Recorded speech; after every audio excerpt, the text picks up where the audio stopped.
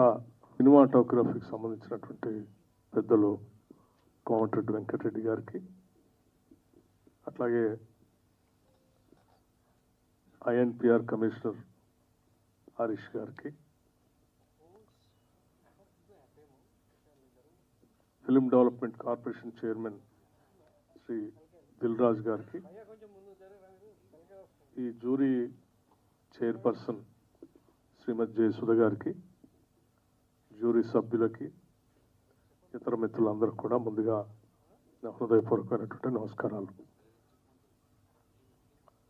ముందుగా ఇప్పుడే కోమటిరెడ్డి వెంకటరెడ్డి గారు చెప్పినట్టుగా పోపు గారు పరమపదించారు కాబట్టి వారి ఆత్మశాంతి చేకూరాలని చెప్పి మనం ఇప్పటికే మౌనం పాటించాం. అట్లాగే మనం అందరం కూడా వారు చూపించినటువంటి మార్గాన్ని గమనంలో తీసుకొని ప్రపంచ శాంతి కోసమై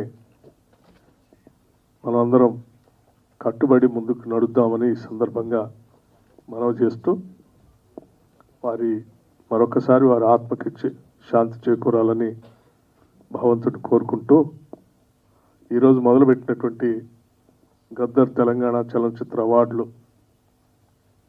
ఇవి మన రాష్ట్రం ఏర్పడిన తర్వాత మొట్టమొదటిసారి ఏర్పాటు చేసుకున్నటువంటి కార్యక్రమం ఇది. ఉమ్మడి రాష్ట్రంలో 2011లో ఆగిపోయినటువంటి అవార్డులు రాష్ట్ర విభజన జరిగిన తర్వాత ప్రత్యేక రాష్ట్రం ఏర్పడినప్పటికీ తెలుగు చలనచిత్ర పరిశ్రమ మొత్తం యావత్తు కూడా హైదరాబాద్ నగరం తెలంగాణ రాష్ట్ర రాజధానిలో ఉన్నప్పటికీ దురదృష్టం దశాబ్ద కాలం వారు ఇటువంటి అవార్డులకు కానీ ఎటువంటి ప్రోత్సాహకాలు కానీ నోచుకోలేకపోయింది పరిశ్రమ. మొదటి నుంచి కూడా సమాజంలో అంతర్భాగమైనటువంటి కళలు, ఈ కళల్ని మన సంస్కృతిని కూడా మీడియా ద్వారా, ముఖ్యంగా సినిమా ద్వారా ఖండాంతరాలకు వ్యాప్తి చేసినటువంటి తెలుగు సినీ పరిశ్రమని అనాదిగా ఆనాటి కాంగ్రెస్ ప్రభుత్వాలు ప్రోత్సహిస్తూ వచ్చాయి. ఎక్కడో దూరంగా ఉన్నటువంటి తెలుగు సినిమా పరిశ్రమని హైదరాబాద్ నగరాన్ని తీసుకొచ్చినటువంటి ఆనాటి కాంగ్రెస్ ముఖ్యమంత్రులు తప్పనిసరిగా మనం అందరం గుర్తు చేసుకోవాల్సినటువంటి అవసరం ఉంది. వారి హయాంలోనే ఇక్కడ పరిశ్రమను తీసుకొని రావడం కోసం వారు చేసినటువంటి ప్రయత్నం, ఇక్కడ పరిశ్రమ స్థిరపడటానికి కావాల్సినటువంటి సినిమా స్టూడియోలు, ఫిలిం నగర్ ఏర్పాటు కానీ, ఇతరత్ర కార్మికుల కోసం ఏర్పాటు చేసినటువంటి కార్యకలాపాలు కానీ, హౌసింగ్ సంబంధించినటువంటి కార్యక్రమం కానీ, ఇవన్నీ కూడా ఆనాటి కాంగ్రెస్ ప్రభుత్వాలు ఈ పరిశ్రమని ముందు తీసుకొని పోవడం కోసం శాయశక్తులా ప్రయత్నం చేశారు. ఇప్పుడు కూడా ఈ మీడియా అత్యంత బలమైంది. సమాజానికి ఉపయోగపడేటట్టుగా కథలు కథనాలతో సినిమాలు తీస్తూ సమాజ అభివృద్ధి కోసం, సమాజంలో ఉన్నటువంటి పరిస్థితుల్ని ఆకలింపు చేసుకొని విలువలను ప్రోత్సహించడం కోసం చాలా బలంగా ముద్ర వేసేటువంటి ఈ మీడియాని మనం ఎప్పుడు కూడా కాపాడుకుంటూ ముందుకు పోవాల్సినటువంటి అవసరం, బాధ్యత పాలకులపైన ఉంది. నిత్యం సమాజ పరివర్తన కోసం, తద్వారా ప్రజల జీవన స్థితిగతులు మెరుగుపడటం కోసం, విలువలతో కూడినటువంటి సమాజ నిర్మాణం కోసం బలంగా ఉపయోగపడేటువంటి ఈ తెలుగు సినీ పరిశ్రమని బాధ్యత కలిగినటువంటి ప్రభుత్వాలు ప్రోత్సహిస్తూ వాటి ద్వారా ప్రజల సందేశాన్ని ఇప్పించాల్సినటువంటి అవసరం కూడా ఉందని ఈ ప్రభుత్వం భావిస్తూ ఉంది. అందుకే ముఖ్యమంత్రి శ్రీ రేవంత్ రెడ్డి గారు, కాంగ్రెస్ ప్రభుత్వం వారి నాయకత్వంలో ఒక నిర్ణయం చేసి దశాబ్ద కాలం పైబడి తెలుగు సినిమా పరిశ్రమని పూర్తిగా నిర్లక్ష్యం చేయటం ఇది మంచి సాంప్రదాయం కాదు, ఇది మంచిది కాదని చెప్పి ఆలోచన చేసి తప్పనిసరిగా మనం ఈ తెలుగు సినిమా పరిశ్రమను ప్రోత్సహించాల్సిన అవసరం ఉందని చెప్పి ఒక నిర్ణయం తీసుకొని మళ్ళీ తిరిగి తెలుగు చలనచిత్రాలకు సంబంధించినంత వరకు, తెలుగు చలనచిత్రాలే కాదు ఈ ప్రాంతానికి సంబంధించిన ఉర్దూ మీడియంకు సంబంధించినటువంటి చిత్రాలను కూడా ప్రోత్సహించాలనేటువంటి ఆలోచనతో గద్దర్ తెలంగాణ చలనచిత్ర అవార్డులు 2024ని మొట్టమొదటిసారిగా ఈ రాష్ట్రంలో ప్రవేశపెట్టాం. దీనికి చాలా కారణాలు కూడా ఉన్నాయి. గద్దర్ తెలంగాణ చలనచిత్ర అవార్డులు అనంటే తెలంగాణ సంస్కృతి, తెలంగాణ గుండె చప్పుడిని తన కళల ద్వారా విశ్వవ్యాప్తం చేసినటువంటి మహానుభావుడు గద్దర్.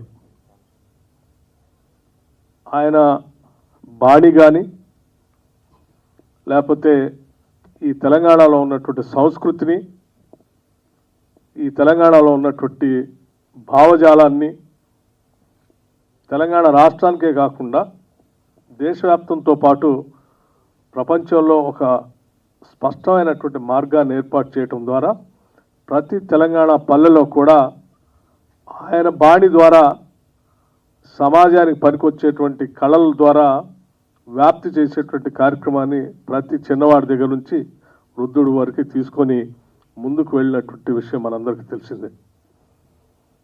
ఒక శతాబ్దానికి ఒక మనిషి అటువంటి వాళ్ళు పుడతారు.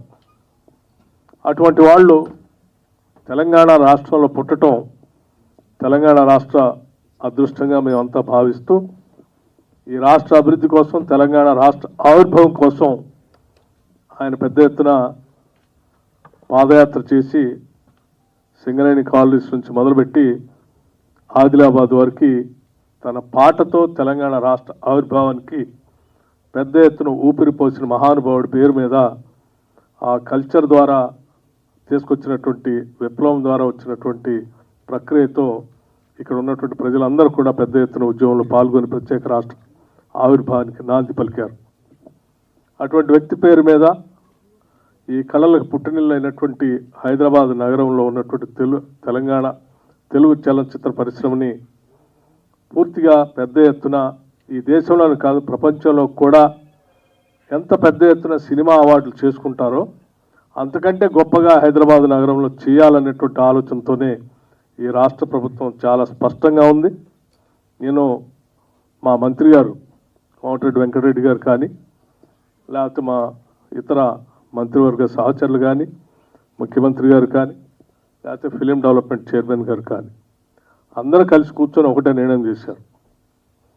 నా భూతో నా భవిష్యత్, హైదరాబాద్ నగరంలో జరిగేటువంటి చలనచిత్ర సంబంధించినటువంటి అవార్డులు ప్రతి దగ్గర మాట్లాడుకోవాలి. ఎక్కడ అలా జరగాలి అని చెప్పి మిగతా వాళ్ళు దీని గురించి మాట్లాడుకోవాలి. ఆ స్థాయిలోనే ఈ ఫంక్షన్ కూడా ఉండాలని, దానికి కావాల్సినటువంటి అన్ని సహాయ సహకారాలు రాష్ట్ర ప్రభుత్వం ద్వారా అందిస్తామని వారు చాలా స్పష్టంగా ప్రభుత్వం తరఫున ఇప్పటికే చెప్పడం జరిగింది. ఈ జరిగేటువంటి ప్రక్రియలో ఎటువంటి భావబంధాలకి లేకపోతే రాగద్వేషాలకు అతీతంగా ఈ జ్యూరీలో సినిమాలను మీరు సెలెక్ట్ చేసి సందేశాత్మకమైనటువంటి సినిమాలతో సమాజానికి ఉపయోగపడేటువంటి కార్యక్రమాన్ని ముందుకు తీసుకొని పోయే ప్రక్రియలో సెలక్షన్ కూడా అంత ట్రాన్స్పరెంట్గా చేయాలని, తద్వారా అందరినీ ప్రోత్సహించడానికి ఉపయోగపడుతుందని చెప్తూ చలనచిత్రాలతో పాటు చాలా మిగతా అవార్డులు కూడా ఇందులో పొందుపరిచాం. వ్యక్తులుగా చలనచిత్ర పరిశ్రమకి గొప్ప పేరు తీసుకొచ్చినటువంటి మహానుభావులు అందరినీ కూడా వాళ్ళ పేరు మీద కూడా ప్రత్యేక అవార్డులు ఇందులో పొందుపరిచి వారి పేరు మీద కూడా అవార్డులు ఇచ్చే కార్యక్రమాన్ని చేపడతా ఉన్నారు. ఇదంతా రేపొద్దున భవిష్యత్ తరాలకి స్ఫూర్తిదాయకంగా ఉండాలని చెప్పి మనస్ఫూర్తిగా కోరుకుంటూ ఈ కార్యక్రమాన్ని విజయవంతం చేయవలసిందిగా విఘ్నులైన సినీ పరిశ్రమ పెద్దలందరికీ కూడా నేను విజ్ఞప్తి చేస్తూ మరొకసారి పోప్ గారి ఆత్మకు శాంతి చేకూరాలని చెప్పి కోరుకుంటూ సెలవు తీసుకుంటున్నాను. నమస్కారం. Details of the films received of